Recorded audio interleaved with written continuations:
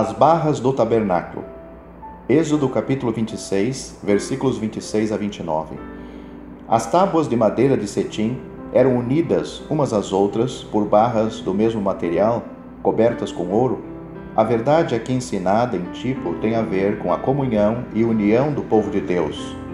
Cada tábua se mantinha ereta na sua própria base, tinha uma posição própria, independente de todas as outras. Isto mostra a salvação individual e a posição dos santos. Cada tábua estava ligada à sua vizinha e a todas as demais por travessas de madeira de cetim. Isto mostra a comunhão e união dos santos. Em tipo, nos revela como a união divina é formada e mantida e como ela pode ser manifesta.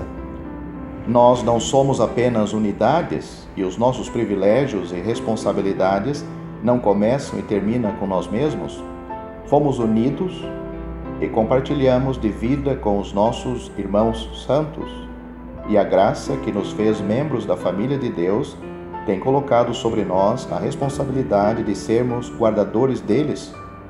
Há nas Escrituras um círculo de verdade vasto, singular e abrangente, apresentando privilégios e responsabilidades aos santos da era presente sobre a união que era desconhecido nas eras passadas. Somos realmente culpados se deixarmos tudo isso passar desapercebido, sob o pretexto de que estamos mais profundamente preocupados com a nossa vida e testemunho individual e com a necessidade da salvação dos perdidos? Estas coisas têm o seu próprio lugar e devem receber a atenção devida a elas nas mentes e atividades dos santos, mas, certamente, sem excluir toda a importância desta linha de ensino dado pelo mesmo Senhor ao seu povo acerca da sua comunhão e responsabilidades para com os seus santos irmãos. Destes, pode ser dito em verdade: deveis, porém, fazer estas coisas, e não omitir aquelas. Mateus, capítulo 23, versículo 23. As barras eram 5 em números. Elas foram descritas primeiramente de um modo geral e depois individualmente. Atenção especial é dada à barra central. Lemos no capítulo 26, versículo 28, e a barra do meio estará no meio das tábuas, passando de uma extremidade até a outra.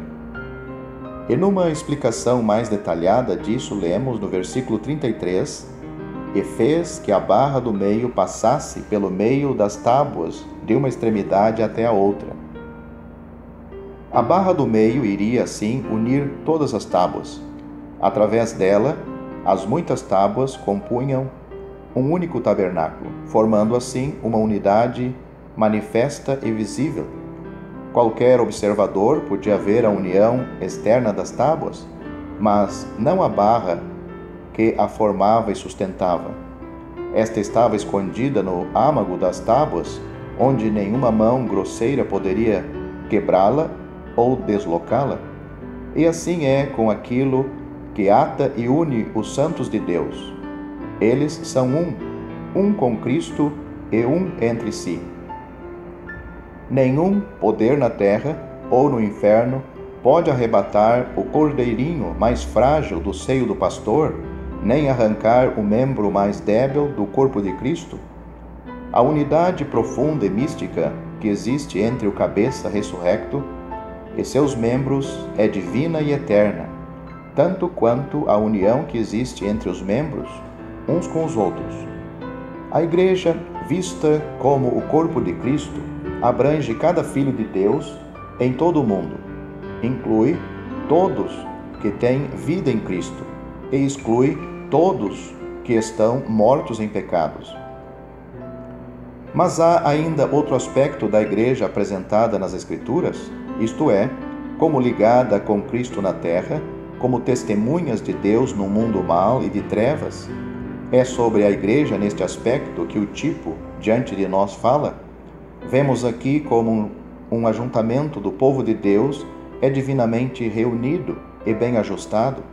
Foi assim com a igreja que estava em Jerusalém, Atos capítulo 8, versículo 1, com a igreja de Deus que estava em Corinto, 1 Coríntios capítulo 1 e versículo 2, e com as igrejas da Galácia, Gálatas capítulo 1, versículo 2.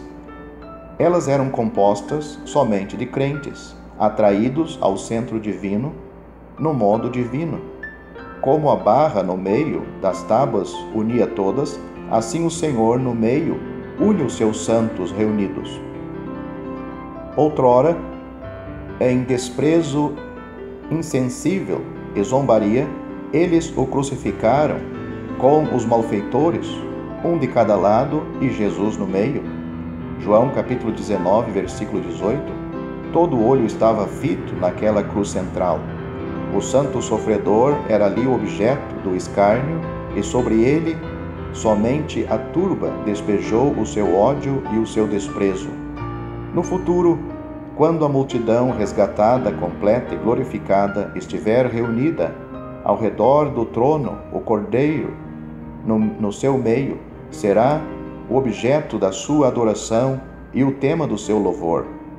Jesus no meio daquela glória resplandecente será seu ponto de atração e o seu nome precioso e unificador brilhará único em cada testa. Ali não haverá lugar para outros nomes e outros sinais de união.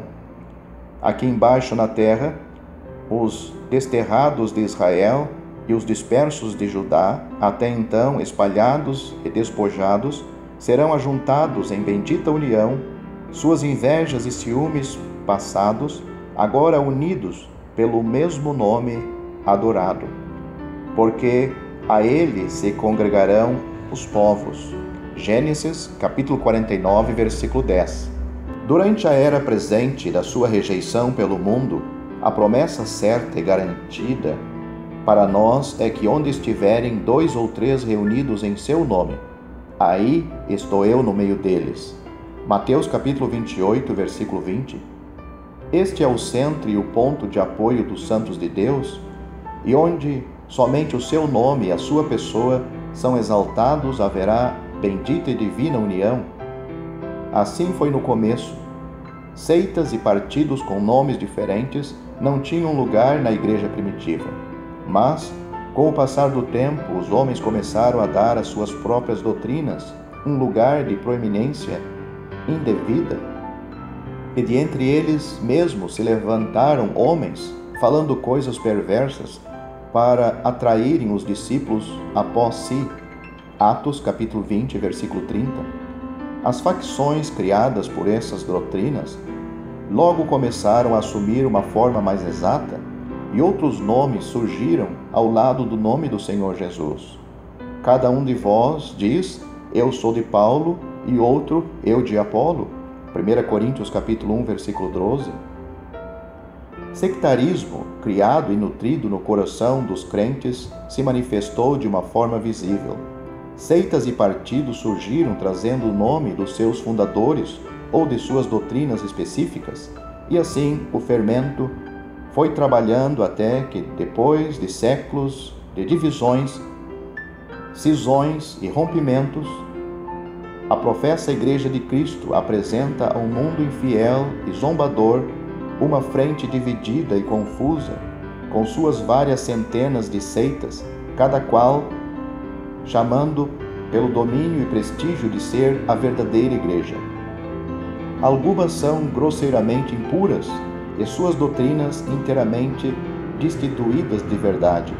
Algumas são mais evangélicas quanto à doutrina, mas miseravelmente corruptas na sua prática.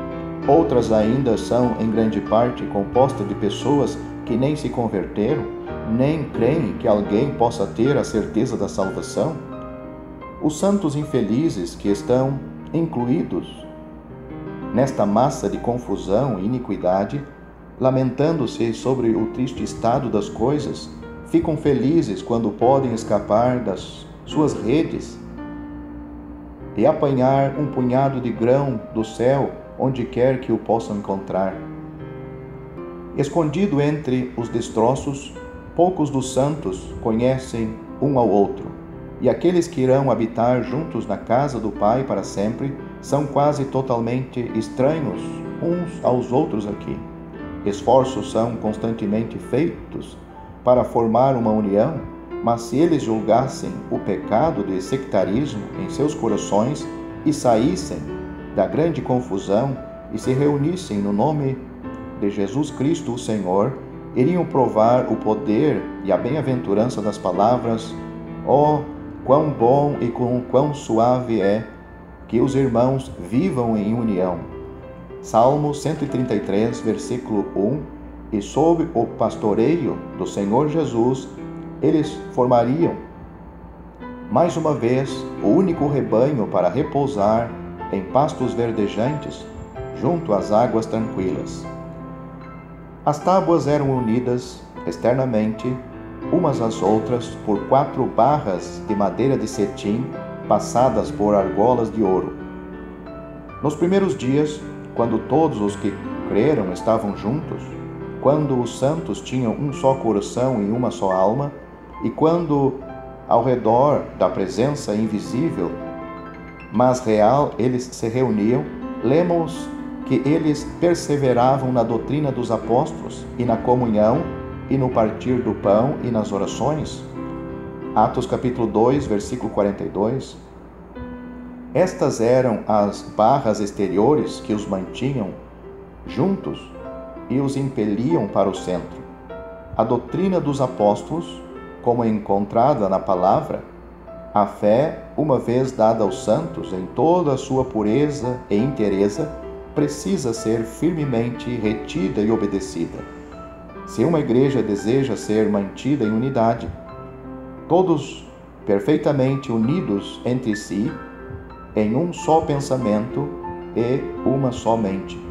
Nenhuma parte deve ser colocada em proeminência indevida, nenhuma parte suprimida, pois é aí que o germe da divisão tem o seu surgimento e onde as associações e uniões falham. Uma associação formada sobre o princípio de que certas verdades não devem ser mencionadas é uma associação de seitas. Não é unida pela doutrina dos apóstolos e não pode ser de Deus. A doutrina forma a comunhão, o partir do pão a expressa e as ações lançam mão de Deus pelo poder para sustentá-la. A argola ou anel é um símbolo de amor. A verdade deve ser retida e usada em amor, não em orgulho e intolerância. Este é o amor de Deus, que guardemos os seus mandamentos. 1 João capítulo 5, versículo 3. E nisto todos conhecerão que sois meus discípulos, se vos amardes uns aos outros. João capítulo 13, versículo 35.